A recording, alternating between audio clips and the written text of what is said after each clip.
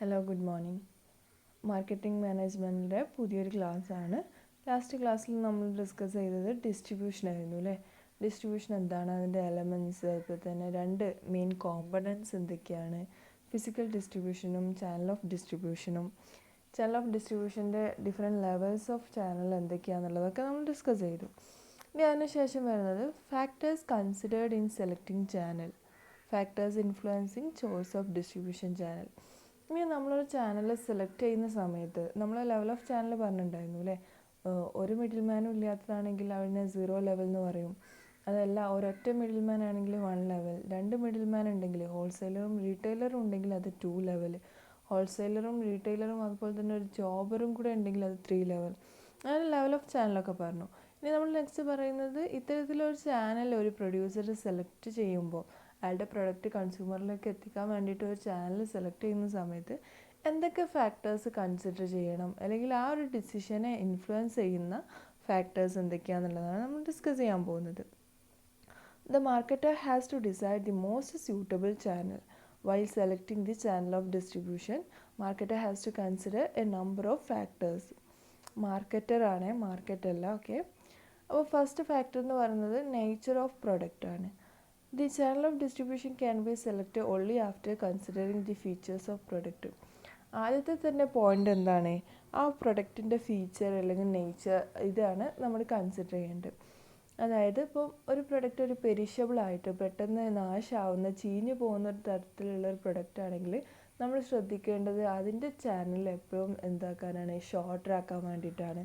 അതായത് consumer producer എടുത്തു നിന്ന് ഡയറക്റ്റായിട്ട് കൺസ്യൂമറിലേക്ക് എത്തുന്ന രീതിയിലോ, അല്ലെങ്കിൽ ഏറ്റവും ചെറിയ ചാനൽസ് മാത്രം പെട്ടെന്ന് തന്നെ റീറ്റെയിലേഴ്സ് ത്രൂ കൺസ്യൂമറിലേക്ക് എത്തിക്കുക, അങ്ങനെ ലെങ്തി ചാനൽ ചൂസ് ചെയ്യാണ്ട് ഷോർട്ടർ ചാനൽ വേണം പെരിഷബിൾ പ്രൊഡക്ട്സിന് യൂസ് ചെയ്യാൻ. എന്നാൽ ഡ്യൂറബിൾ പ്രൊഡക്റ്റ് ഒക്കെ ആണെന്നുണ്ടെങ്കിൽ നമുക്ക് എന്ത് യൂസ് ചെയ്യാം, അത്യാവശ്യം ലെങ്തി ആയിട്ടുള്ള ഒരു ചാനൽ വേണമെങ്കിലും യൂസ് ചെയ്യാം.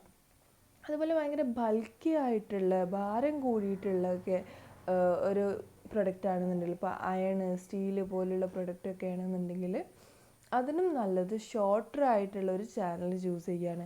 അതാകുമ്പോൾ അതിൻ്റെ ലോഡിങ്ങും അൺലോഡിങ്ങും അതുപോലെ തന്നെ അതിൻ്റെ മൂവ്മെൻറ്റും ഈ കാര്യങ്ങളൊക്കെ നമുക്ക് എന്താ പറ്റൂ, അത്ര റിസ്ക് കുറഞ്ഞിട്ട് വളരെ റിസ്ക് കൂടാണ്ട് നമുക്ക് കൺസ്യൂമറിലേക്ക് എത്തിക്കാൻ വേണ്ടി പറ്റും. ഓക്കെ, അപ്പോൾ അങ്ങനത്തെ പ്രൊഡക്റ്റൊക്കെ ആകുമ്പോൾ ആ ഒരു ഡിസ്റ്റൻസൊക്കെ ഏറ്റവും കുറച്ച് ഷോർട്ട് ചാനലാണ് ചൂസ് ചെയ്യാൻ നല്ലത്.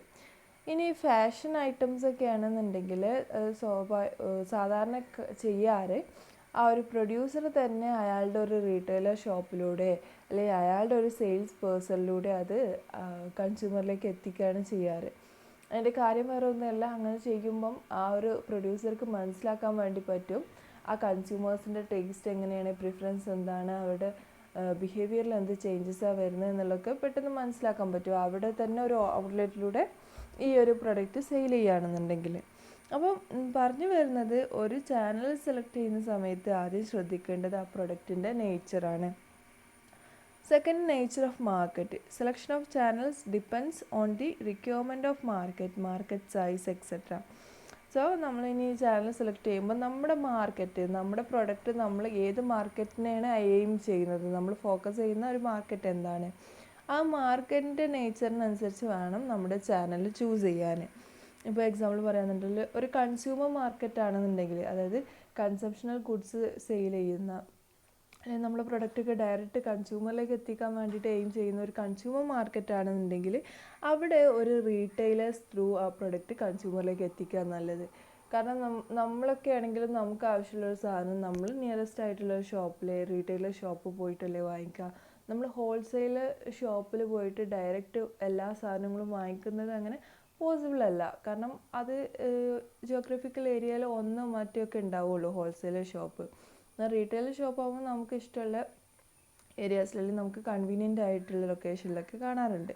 അപ്പോൾ അത്തരത്തിൽ കൺസ്യൂമർ മാർക്കറ്റ് ആണെന്നുണ്ടെങ്കിൽ, കൺസ്യൂമേഴ്സാണ് നമ്മുടെ പ്രൊഡക്റ്റിൻ്റെ മാർക്കറ്റ് എന്നുണ്ടെങ്കിൽ നമുക്ക് എന്ത് ചെയ്യാൻ പറ്റും, ഒരു റീറ്റെയിലർ ത്രൂ നമ്മുടെ പ്രൊഡക്റ്റ് സെയിൽ ചെയ്യാൻ വേണ്ടി പറ്റും.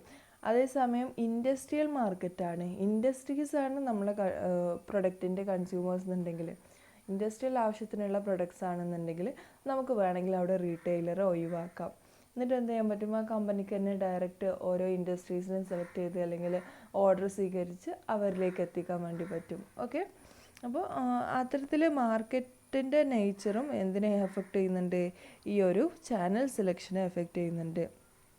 ഓക്കെ, നെക്സ്റ്റ് ഇനി ബൈയിങ് ഹാബിറ്റ് ഓഫ് കൺസ്യൂമർ ആണ്. The buying habit of consumers, their numbers, location, frequency of purchase, quantity bought, etc. influence the selection of channel.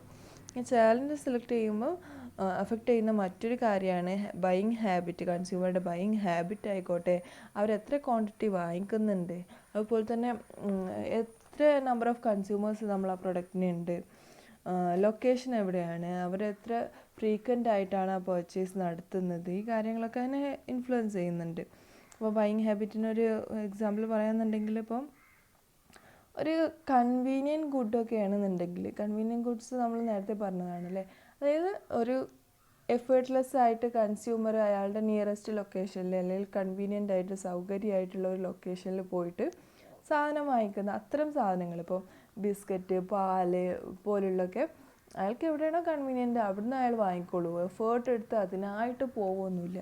അപ്പം അങ്ങനത്തെ ഗുഡ്സൊക്കെ ആണെങ്കിൽ എപ്പോഴും നല്ലത് ലെങ്തി ചാനൽ, റീറ്റെയിലേഴ്സൊക്കെ ഉള്ള ചാനൽ ചൂസ് ചെയ്യുന്നതാണ്. അതാകുമ്പോൾ ആ ഒരു കൺസ്യൂമർക്ക് എന്ത് ചെയ്യാൻ പറ്റും, റീറ്റെയിലർ ത്രൂ അയാളുടെ നിയറസ്റ്റ് ലൊക്കേഷനിലും കൺവീനിയൻറ്റ് ലൊക്കേഷനിലൊക്കെ പോയിട്ട് അത് വാങ്ങിക്കാൻ വേണ്ടിയിട്ട് പറ്റും. അതേസമയം ഇപ്പോൾ സ്പെഷ്യാലിറ്റി ഗുഡ്സോ അല്ലെങ്കിൽ ഷോപ്പിംഗ് ഗുഡ്സോ ഒക്കെ ആണെന്നുണ്ടെങ്കിൽ എന്ത് ചെയ്യാം, ഡയറക്റ്റ് സെല്ലിംഗ് ഒക്കെ പോസിബിളാണ്. അതായത് ഷോപ്പിംഗ് ഗുഡ്സ് എന്ന് പറയുമ്പോൾ ക്ലോത്ത്സ്, സ്പെഷ്യാലിറ്റി ഗുഡ്സ് എന്ന് പറയുമ്പോൾ സ്പെഷ്യൽ ബ്രാൻഡിൻ്റെ, ഇപ്പം ടൈറ്റാന്, ഫാസ്റ്റ് ട്രാക്ക് പോലുള്ള വാച്ചസ്, അതുപോലെ തന്നെ ഇനിയിപ്പം ക്ലോത്ത് ആകുന്ന സമയത്ത് ബ്രാൻഡ്സ്, അലൻസോളി, ട്രെൻഡ്സ്, അങ്ങനെ എന്തെങ്കിലും ബ്രാൻഡ്സ്, ഇത്തരം പ്രൊഡക്റ്റൊക്കെ ആണെന്നുണ്ടെങ്കിൽ നമുക്കറിയാം നമ്മുടെ നിയറസ്റ്റ് റീറ്റെയിലർ ഷോപ്പിലൊന്നും അത് കാണാറില്ല അല്ലേ. കാരണം എന്താ വെച്ചാൽ അവരിത് ചെയ്യുന്നത് ഡയറക്റ്റ് സെല്ലിങ്ങോ അല്ലെങ്കിൽ അവരുടെ തന്നെ ഒരു ഔട്ട്ലെറ്റ് ത്രൂ ഒക്കെ ആയിരിക്കും ചെയ്യുന്നത്. കാരണം സ്പെഷ്യാലിറ്റി ഗുഡ്സ് എന്നൊക്കെ പറയുമ്പോൾ അത് വാങ്ങിക്കാൻ വേണ്ടിയിട്ട് നമ്മൾ എഫേർട്ട് എടുത്ത് തന്നെ അത് എവിടെയാണോ ഉള്ളത് അവിടെ പോയിട്ട് വാങ്ങിക്കുന്നുണ്ടാവും. ഓക്കെ, അപ്പോൾ ആ ഒരു കേസിൽ നമുക്ക് എന്ത് ചെയ്യാൻ പറ്റും, നമ്മുടെ ചാനൽ ഷോർട്ടർ ആക്കിയിട്ട് ഡയറക്റ്റ് സെല്ലിംഗ് ഒക്കെ പോസിബിളാണ്. നെക്സ്റ്റ് ഒരു ഫാക്ടർ എന്ന് പറയുന്നത് കമ്പനിയാണ്. While selecting the channel, the companies financial strength, ഇവിടെ എഡിറ്റിംഗ് മിസ്റ്റേക്ക് വന്നതാണ് കേട്ടോ, ടൈപ്പിംഗ് മിസ്റ്റേക്ക് വന്നതാണ്. കമ്പനീസ് ഫിനാൻഷ്യൽ സ്ട്രെങ്ത്, അതുപോലെ തന്നെ reputation, marketing know how etcetera must be considered. അപ്പോൾ ഒരു ചാനൽ സെലക്ട് ചെയ്യുന്ന സമയത്ത് ആ ഒരു കമ്പനിയുടെ ഫിനാൻഷ്യൽ സ്ട്രെങ്ത് നോക്കണം. ആ ഫിനാൻഷ്യൽ സ്ട്രെങ്ത് നോക്കിയിട്ട് അയാൾ ഫിനാൻഷ്യലി നല്ല സ്ട്രോങ് ആണെന്നുണ്ടെങ്കിൽ നമുക്ക് എന്ത് ചെയ്യാൻ പറ്റും, അവരുടെ തന്നെ ഒരു സെൽഫ് ഡിസൈൻഡ് ആയിട്ടുള്ള ഒരു ചാനൽ യൂസ് ചെയ്യാൻ പറ്റും. അതായത് ആ കമ്പനിയുടെ തന്നെ ഒരു റീറ്റെയിലർ അല്ലെങ്കിൽ ആ കമ്പനിയുടെ പ്രൊഡക്റ്റ് മാത്രം എടുക്കുന്ന ഒരു ഹോൾസെയിലർ, റീറ്റെയിലർ, അങ്ങനെ അവരുടേതായ കമ്പനിയുടെ തന്നെ പാർട്ടായിട്ടുള്ള റീറ്റെയിലിംഗ് ഔട്ട്ലെറ്റുകൾ, അത്തരത്തിലൊക്കെ കൺസ്യൂമറിലേക്ക് നമുക്ക് എത്തിക്കാൻ പറ്റും. അതല്ല ആ കമ്പനി അത്ര സ്ട്രെങ്ത് ഉള്ള കമ്പനി അല്ല എന്നാണെങ്കിൽ മിഡിൽ മാനെ യൂസ് ചെയ്യുകയാണ് നല്ലത്. അതായത് നമ്മുടെ പ്രൊഡക്റ്റൊക്കെ വേറൊരാൾക്ക് വിൽക്കുക, പിന്നീട് ആ കാര്യങ്ങളും ആ പ്രൊഡക്റ്റിൻ്റെ ട്രാൻസ്പോർട്ടേഷനും ഷിപ്പിങ്ങും അതുപോലെ തന്നെ പ്രൊമോഷനും കാര്യങ്ങളൊക്കെ ആ മിഡിൽ മാൻ നോക്കിക്കോളൂ അല്ലേ. നമ്മളൊരു ഹോൾസെയിലേഴ്സിന് നമ്മുടെ പ്രൊഡക്റ്റ് ജസ്റ്റ് കൊടുക്കുക, അതാകുമ്പോൾ നമുക്ക് നമ്മുടെ കോസ്റ്റ് അവിടെ വെച്ചിട്ട് നിർത്താം നമുക്ക് ആ പ്രൊഡക്റ്റിൻ്റെ മേലുള്ള പരിപാടികൾ. അതുപോലെ തന്നെ മാർക്കറ്റിംഗ് നോ ഹൗ, റെപ്യൂട്ടേഷനൊക്കെ പറയുന്നുണ്ട്. ഒരു റെപ്യൂട്ടഡ് കമ്പനി ആണെന്നുണ്ടെങ്കിലും അതിന് ബെസ്റ്റ് എന്താണ്, ഒരു ഡയറക്റ്റ് സെല്ലിംഗ് ആണ് നല്ലത്. ഓക്കെ, അതേസമയം എന്ത് ചെയ്യാൻ പറ്റും, ഒരു മാർക്കറ്റിംഗ് നോ ഹൗ, മാർക്കറ്റിനെ കുറിച്ച് വലിയ അറിവൊന്നും ഇല്ലാത്ത ഒരു ഒരു മാനേജറൊക്കെ ആണെന്നുണ്ടെങ്കിൽ അയാൾക്ക് എന്ത് ചെയ്യാൻ പറ്റും, അയാൾക്കൊരു മിഡിൽ മാനെ വെച്ചിട്ട് അത് സെയിൽ ചെയ്യാൻ വേണ്ടിയിട്ട് പറ്റും. കാരണം നല്ല രീതിയിൽ സ്പെഷ്യലൈസ്ഡ് ആയിട്ടുള്ള ഒരു മിഡിൽ മാൻ ആണെന്നുണ്ടെങ്കിൽ അയാൾക്ക് ആ കാര്യങ്ങളൊക്കെ, മാർക്കറ്റിനെ കുറിച്ചുള്ള കാര്യങ്ങളൊക്കെ നല്ല രീതിയിൽ ഡീൽ ചെയ്യാൻ വേണ്ടി പറ്റുന്നുണ്ടാവും. അതേസമയം ആ മാനേജർക്ക് നല്ല രീതിയിൽ മാർക്കറ്റ് ഡീൽ ചെയ്യാനും മാർക്കറ്റിനെ കുറിച്ചുള്ള കാര്യങ്ങളൊക്കെ അറിയാവുന്നതാണെങ്കിൽ ആ കമ്പനിക്ക് തന്നെ സെൽഫ് ഡയറക്റ്റ് സെല്ലിംഗ് ഒക്കെ പോസിബിളാണ്. നെക്സ്റ്റ് ഒരു ഫാക്ടർ എന്ന് പറയുന്നത് മിഡിൽ മാൻ ആണ്. Middle man with good storage facilities and good sales generation must be selected. ഇനി മിഡിൽ മാനും നമ്മുടെ ചാനലിനെ ഇൻഫ്ലുവൻസ് ചെയ്യുന്ന, ചാനൽ സെലക്ഷനെ ഇൻഫ്ലുവൻസ് ചെയ്യുന്നൊരു ഫാക്ടറാണ്. അപ്പോൾ നമ്മളൊരു ചാനൽ സെലക്ട് ചെയ്യുമ്പോൾ ശ്രദ്ധിക്കേണ്ടത് അതിലെ മിഡിൽ മാൻ്റെ സ്റ്റോറേജ് ഫെസിലിറ്റീസ്, നമ്മളെ പ്രൊഡക്റ്റ് എത്ര നന്നായിട്ട് അവർക്ക് സ്റ്റോറേജ് ചെയ്യാൻ വേണ്ടി പറ്റും, അതിൻ്റെ വേ ഹൗസസ് ഉണ്ടോ, അതുപോലെ തന്നെ സെയിൽസ് മാക്സിമൈസേഷൻ ചെയ്യാൻ പറ്റുന്ന ഒരു മിഡിൽ മാനെ വേണം നമ്മൾ ചൂസ് ചെയ്യാൻ. ഇപ്പോൾ ചില പെർട്ടിക്കുലർ റീറ്റെയിലേഴ്സിലൊക്കെ നല്ല കച്ചവടമുള്ളവരുണ്ടാവില്ല, അല്ലെങ്കിൽ നല്ല കച്ചവടമുള്ള റീറ്റെയിലിംഗ് ഔട്ട്ലെറ്റുകളൊക്കെ ഉണ്ടാവും. അപ്പോൾ അതൊക്കെ ചൂസ് ചെയ്തിട്ട് നമുക്ക് എന്ത് ചെയ്യാൻ പറ്റും, നമ്മളെ പ്രൊഡക്റ്റ് അവിടെ എത്തിക്കാൻ വേണ്ടി പറ്റും. ലാസ്റ്റ് കോസ്റ്റ് ഓഫ് ചാനൽ വരുന്നുണ്ട്. Best type of channel which give our product unit cost of marketing, editing mistake വരുന്നതാണ്, ലോ യൂണിറ്റ് കോസ്റ്റ് ആണ് കേട്ടോ. Best type of channel which gives a low unit cost of marketing must be selected. അപ്പം എവിടെയാണോ നമുക്ക് ഏത് channel select ചെയ്യുമ്പോഴാണോ നമുക്ക് നമ്മുടെ cost ഏറ്റവും കുറക്കാൻ പറ്റുക, ആ ഒരു ചാനൽ വേണം നമ്മൾ സെലക്ട് ചെയ്യാൻ വേണ്ടിയിട്ട്. അപ്പം ഡയറക്റ്റ് സെല്ലിംഗ് ആണെന്നുണ്ടെങ്കിൽ അവിടെ കോസ്റ്റ്ലി ആയിട്ടുള്ളൊരു കാര്യമെന്നാണ് പറയുന്നത്. അതായത് നമ്മൾ തന്നെ നമ്മുടെ റീറ്റെയിലിംഗ് ഔട്ട്ലെറ്റ് തുടങ്ങിയിട്ട്, അല്ലെങ്കിൽ നമ്മൾ തന്നെ ആ പ്രൊഡക്റ്റിൻ്റെ ട്രാൻസ്പോർട്ടേഷനും ഷിപ്പിങ്ങും പാക്കേജിങ്ങും ഇത്തരം എല്ലാ കാര്യങ്ങളും നമ്മൾ തന്നെ ആയിരിക്കും ഡീൽ ചെയ്യുന്നത്. അപ്പോൾ അത് കോസ്റ്റ്ലി ആയിട്ടുള്ള കാര്യമാണ്. അതേസമയം ഒരു റീറ്റെയിലിംഗ് ഔട്ട്ലെറ്റിൽ ഒരു മിഡിൽ മാനെ വെക്കുകയാണ്, നമ്മളിത് വേറൊരാൾക്ക് കൊടുക്കുകയെന്നുണ്ടെങ്കിൽ ബാക്കി കാര്യങ്ങളൊക്കെ അവർ ഹാൻഡിൽ ചെയ്തോളും. അതിൻ്റെ ട്രാൻസ്പോർട്ടേഷൻ ആയാലും സ്റ്റോറേജ് ആയാലും അതിൻ്റെ ഡീലിംഗ് ആയാലൊക്കെ ആ മിഡിൽ മാൻ ഡീൽ ചെയ്യുന്നുണ്ടാവും. സോ കോസ്റ്റ് കുറഞ്ഞ ഏറ്റവും ബെസ്റ്റ് ആയിട്ടുള്ള ഒരു ടൈപ്പ് ഓഫ് ചാനൽ സെലക്ട് ചെയ്യണം എന്നുള്ളതാണ് ഈ ഒരു കേസിൽ പറയുന്നത്. ഇനി കോമ്പറ്റീഷൻ.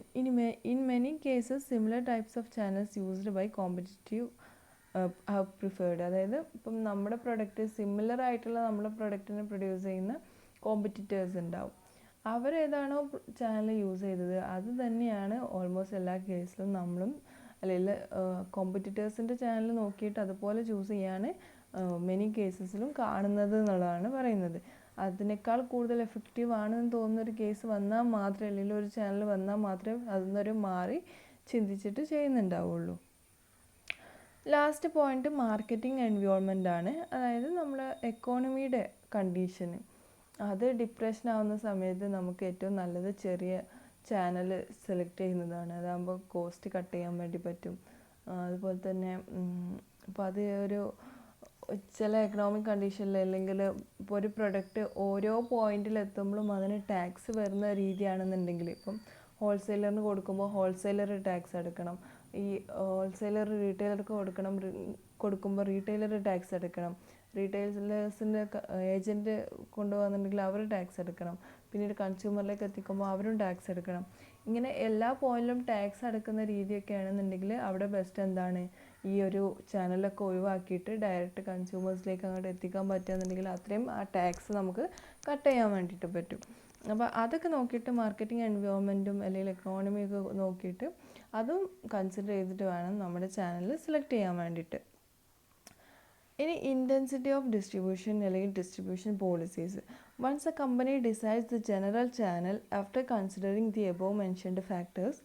ഇപ്പോൾ നമ്മൾ എന്ത് ചെയ്തു, നമ്മുടെ ചാനൽ സെലക്ട് ചെയ്തു, ആ മുകളിൽ പറഞ്ഞിട്ടുള്ള ഫാക്ടേഴ്സൊക്കെ കൺസിഡർ ചെയ്തുകൊണ്ട് the firm has to decide on the number of middle man in each channel. ഇനി ഇൻറ്റൻസിറ്റി ഓഫ് ഡിസ്ട്രിബ്യൂഷൻ എന്ന് പറയുന്നത്, ഈ ചാനൽ സെലക്ട് ചെയ്ത് കഴിഞ്ഞാൽ പിന്നെ നമ്മൾ ശ്രദ്ധിക്കേണ്ടത് ഓരോ ചാനലിലും എത്ര മിഡിൽ മാൻ വീതം വേണം എന്നുള്ളതാണ്. അതായത് ഹോൾസെയിലേഴ്സ് തന്നെ എത്ര വേണം, റീറ്റെയിലേഴ്സ് തന്നെ എത്ര വേണം.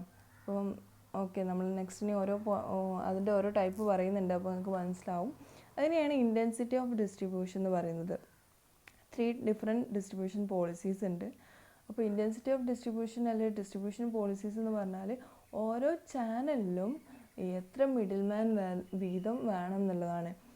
ഇനി first one intensive or mass distribution ആണ്. This the strategy of using as many outlets അല്ലെങ്കിൽ as many service of middle man as possible. അതായത് ഇൻറ്റൻസീവ് ഡിസ്ട്രിബ്യൂഷൻ പ്രകാരം നമ്മൾ ഏതൊക്കെ മിഡിൽ മാനെ യൂസ് ചെയ്യാൻ പറ്റുമോ അവരൊക്കെ യൂസ് ചെയ്തിട്ടായിരിക്കും നമ്മളെ പ്രോഡക്റ്റ് സെയിൽ ചെയ്യുന്നത്. അതായത് എത്രത്തോളം റീറ്റെയിലിംഗ് ഔട്ട്ലെറ്റുകളുണ്ടോ അവിടെയൊക്കെ നമ്മളെ പ്രൊഡക്റ്റ് നമ്മൾ കൊടുക്കുന്നുണ്ടാവും, അതിലൂടെയൊക്കെ നമ്മൾ കൺസ്യൂമറിലേക്ക് എത്തിക്കാൻ വേണ്ടിയിട്ട് ട്രൈ ചെയ്യുന്നുണ്ടാവും. അപ്പോൾ അത്തരത്തിൽ മാസ് ഡിസ്ട്രിബ്യൂഷന് എല്ലാ ഔട്ട്ലെറ്റിലും, ഇപ്പം ഒരു പ്രൊഡക്റ്റ് തന്നെ, ഒരു ബിസ്ക്കറ്റ് തന്നെ അങ്ങാടിയിലുള്ള മുഴുവൻ റീറ്റെയിൽ ഷോപ്പിലും അതുപോലെ തന്നെ ഹോൾസെയിലേഴ്സിനും അങ്ങനെ എല്ലാ നമ്പർ ഓഫ് ചാനൽസിനും യൂസ് ചെയ്യാമെന്നുണ്ടെങ്കിൽ അതാണ് ഇൻറ്റൻസീവ് ഓർ മാസ് ഡിസ്ട്രിബ്യൂഷൻ എന്ന് പറയുന്നത്. In intensive distribution, all available outlets are used for distributing product. നിലവിൽ അവൈലബിൾ ആയിട്ടുള്ള എല്ലാ ഔട്ട്ലെറ്റും നമ്മുടെ പ്രൊഡക്റ്റ് ഡിസ്ട്രിബ്യൂട്ട് ചെയ്യാൻ വേണ്ടിയിട്ട് നമ്മൾ യൂസ് ചെയ്യുന്നുണ്ടാവും. This facilitate maximum sale of for a product.